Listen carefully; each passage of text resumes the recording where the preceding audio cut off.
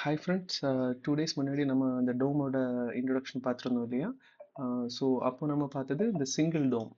Single டோம்னா ஒரே time ஃப்ரேமில் track பண்ணிக்கும். ஸோ இப்போ இதில் 3 மினிட்ஸ் வச்சுட்டீங்கன்னா அந்த 3 மினிட்டுக்கு க்ளோஸுக்கு கீழே C2 கேண்டில் ப்ரீவியஸோட அந்த C2 கேண்டிலுக்கு கீழே ட்ரேட் ஆகுதா இல்லையான்றது இது ட்ராக் பண்ணி சொல்லும். ஸோ இதில் வந்து இந்த லெவல்ஸ் எல்லாமே ஆட்டோமேட்டிக்காக இதே டிக்டேட் பண்ணிக்கும். ஸோ இந்த ஃபஸ்ட் அப்டேட்டில் இந்த ஒரே கேண்டில் மட்டும்தான் ட்ராக் பண்ணும். இப்போ வரப்போகிற அப்டேட்டில் பார்த்துட்டிங்கன்னா உங்களுக்கு மல்டி டைம் ஃப்ரேம் வந்து உங்களுக்கு டிக்டேட் பண்ணிக்கும்.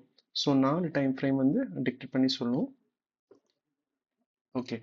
ஸோ இப்போ வரப்போகிற அப்டேட்டில் பார்த்துட்டிங்கன்னா உங்களுக்கு மல்டி டைம் ஃப்ரேம் இந்த 4 டைம் ஃப்ரேமோட க்ளோஸை வந்து இது ப்ராப்பராக வாட்ச் பண்ணிக்கும்.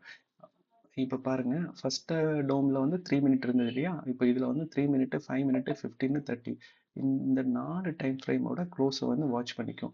இங்கே இருக்கக்கூடிய இந்த லைன் இருக்குல்ல, இந்த லைனுக்கு எல்லோ லைன், இந்த எல்லோ லைனுக்கு கீழே இருந்துச்சுன்னா இது வந்து 30 மினிட் க்ளோஸுக்கு கீழே இருக்குன்னு அர்த்தம். இப்போ 15 மினிட்டுக்கு அந்த எல்லோ லைனுக்கு மேலே இருக்கு. அப்போ தான் 15 மினிட்டோ ப்ரீவியஸ் C2 கேண்டிலோட க்ளோஸுக்கு எபோவ் தான் இப்போ கரண்ட் ப்ரைஸ் ரன்னிங் ஆகிட்டு இருக்கு.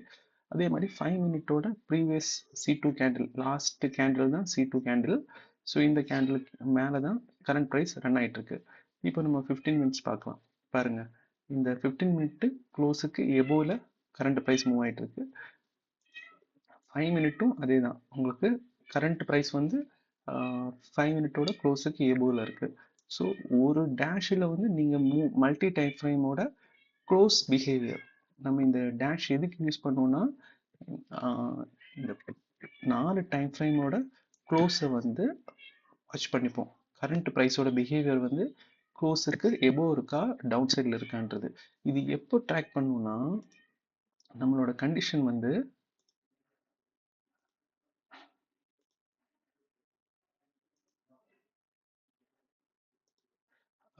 வால்யூம் டேஷ்போர்டு டூலில் பாருங்கள், லாஸ்ட் ஆப்ஷன் வந்து C2 க்ளோஸ் வால்யூம் ரியாக்டர்னு இருக்கு இல்லையா? இதில் வந்து எப்போ வால்யூம் வந்து 1.5x எபோவ் வருதோ அப்போ மட்டும்தான் நம்ம வந்து அந்த மூமெண்ட் ஷிஃப்டிங் வந்து எக்ஸ்பெக்ட் பண்ணுறோம். மித்தபடி இந்த 0.5, 0.3, 0.8 இதெல்லாம் கன்சிடர் பண்ண மாட்டோம். எப்போ அந்த வால்யூம் வந்து 1.5x எபோவ் வைக்கிறாங்க. இப்போ பாருங்கள், இந்த C7 கேண்டில், C7ல் வால்யூம் பாருங்கள். ஓகே, C7ல் எவ்வளோ வால்யூம் இருக்குது? அப்சைட் வால்யூம் C7ல் C8, sorry C8 1.8x. Okay, C8 1.8x. நம்ம C8 கேண்டிலோட பிஹேவியர் பார்க்கலாம். ஓகே, இங்கே பாருங்க. ஸோ இந்த C8 வால்யூம் ஒரு ஹேமர் கேண்டில் இருக்கு இல்லையா? இந்த C8 கேண்டில் 1.5 எபோவ் வச்சுருக்காங்க. இதுக்கப்புறம் தான் இந்த மொமெண்டம் வந்து இங்கே ஷிஃப்ட் ஆகிருக்கு. ஸோ இதுதான் லாஜிக்கு. நம்ம ஒரு ஸ்கேல்பிங் பண்ணுறோம், ஒரு பாயிண்ட்டை பிடிக்கணும்னா இதுதான் நம்மளோட அந்த என்ட்ரி, அந்த C8 கேண்டில். இப்போ அண்டர்ஸ்டாண்ட் ஆகுதுங்களா? ஏன்னா நம்ம நார்மலி இந்த 1.5க்கு கீழே இருக்கும்போது நம்ம கன்சிடர் பண்ண மாட்டோம். இது இப்போ C9 மாறிக்கும். இப்போ பாருங்கள், இங்கே டேஷில் வந்து இது வந்து C9 காமிக்கும். ஓகே, 1.8x தான் இங்கே போட்டிருக்கேன். 1.8x. Okay, C9. Okay, 1.8x.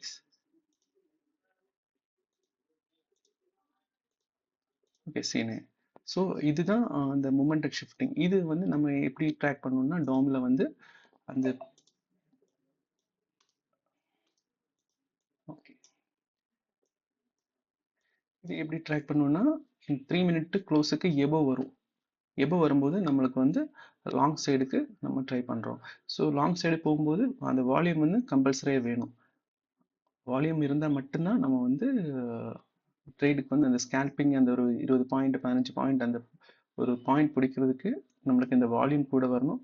So அதே மாதிரி அந்த செட்டப் வந்து அந்த டைம் ஃப்ரேமோட க்ளோஸுக்கு எபோவ் நிற்கணும். இப்போ 30 மினிட்டோட க்ளோஸ் எங்கே இருக்குது? 8316. 8316 லாஸ்ட் 30 மினிட்டோட 8316.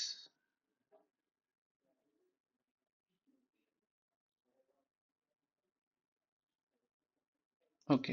ஸோ இப்போ டைம் ஃப்ரேம் மாத்துறேன். பாருங்க உங்களுக்கு இதுதான் இந்த C2 கேண்டிலோட க்ளோஸ். கரெக்டா மார்க் பண்ணிருக்கோம். ஸோ வந்து இந்த எப்போ இந்த லோவர் டைம் ஃப்ரேம் வந்து இந்த C2 கேண்டிலுக்கு எபோ க்ளோஸ் வைக்குதோ, ஓகே. ஸோ இந்த லோவர் டைம் ஃப்ரேம் வந்து எப்போ வந்து இதுக்கு எபோ வந்து க்ளோஸ் வைக்குதோ அப்போ வந்து நெக்ஸ்ட் மூமெண்ட் ஷிஃப்ட் ஆகும். அந்த டைம்ல அந்த டேஷ்ல வந்து நம்மளோட கிரைட்டீரியா வந்து 1.8x இல்லைன்னா 1.5x எபோ இருக்கணும். எபோ இருந்து இந்த டோம்ல வந்து க்ளோஸுக்கு எபோ ப்ரைஸ் வரும்போது மட்டும்தான் நம்ம வந்து ஒரு லாங் சைடுக்கு ஒரு ஸ்கேல்பிங்க்கு நம்ம வந்து ட்ரேடுக்கு வந்து ஒரு பிளான் பண்ணுறோம். ஸோ இந்த டேஷ்லேயே வந்து உங்களுக்கு டிக்டேட் பண்ணி காமிக்கும். இந்த 3 மினிட்டோட க்ளோஸ் வந்து C2 80,201 அப்படின்னா இந்த ப்ரைஸ் ஜூம் பண்ணுறேன்.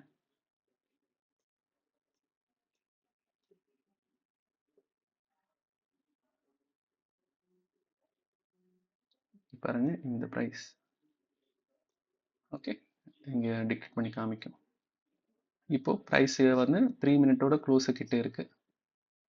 ஸோ இது வந்து டிக்டேட் பண்ணி சொல்லுவோம். இப்போ என்னன்னா இங்கே பாருங்க கான்ஃப்ளூன்ஸ்னா இந்த 5 மினிட் 15 மினிட்டோட க்ளோஸுக்கு எபோ நம்ம இருக்கிறோம். 5 மினிட்டோட க்ளோஸ் எபோ, 15 மினிட்டோட க்ளோஸ் எபோ.